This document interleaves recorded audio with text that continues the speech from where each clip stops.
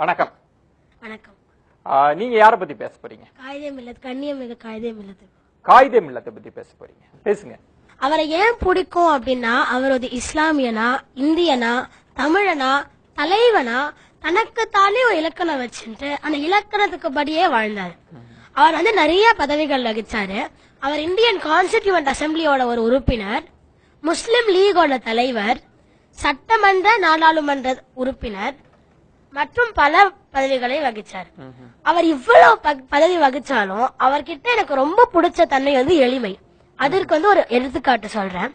அவர் குரோம்பேட்டையில ரொம்ப சின்ன வீட்டுலதான் வாழ்ந்தாரு. அவங்க வீட்டுக்கு யாராச்சும் வந்தாங்கன்னா அவங்கள உட்கார வைக்க கூட அந்த வீட்டுல இடம் கிடையாது.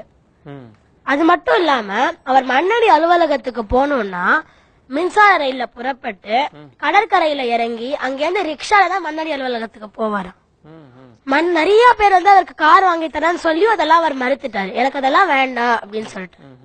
அப்புறம் நம்ம எளிமைன்னு சொன்னோம்னா அப்துல் கலாம் ஐயாவை தான் மெயினா பார்ப்போம். ஆனா இங்க என்ன அதிசயம்னா, அப்துல் கலாம் ஐயாவுக்கே எளிமையில இவரோட முன்னோடி அப்படின்னு நம்ம சொல்லலாம். தேவிக்குளம் பீர்மேடு அப்படின்னு 2 இடம் இருந்தது.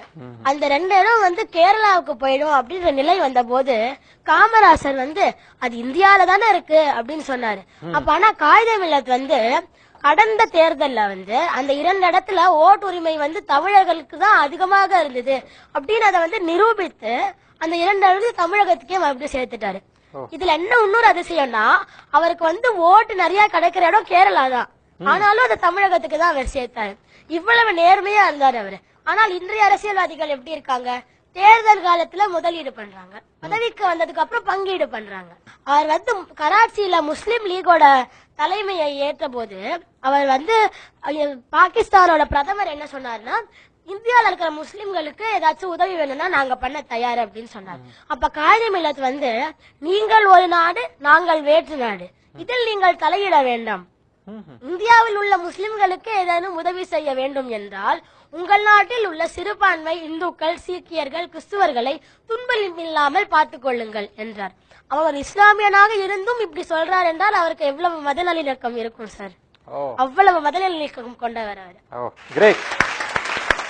இந்திய திருநாட்டினுடைய தேசிய மொழியாக எது வர வேண்டும் என்று சிந்தித்த போது முதுமையான மொழியாகவும் எல்லா கருத்துக்களையும் தன்னகத்தை கொண்ட மொழியாகவும் இருக்க வேண்டும் என்று சொன்னால் தமிழுக்கு ஈடு இணையுள்ள மொழி வேறு என்றும் கிடையாது. எனவே இந்திய தேசியத்தினுடைய தேசிய மொழியாக, ஆட்சி மொழியாக தாய்மொழியாகிய தமிழ்தான் வர வேண்டும் என்று வாதிட்டவர் மரியாதைக்குரிய காயிதே மில்லத் அவர்கள்.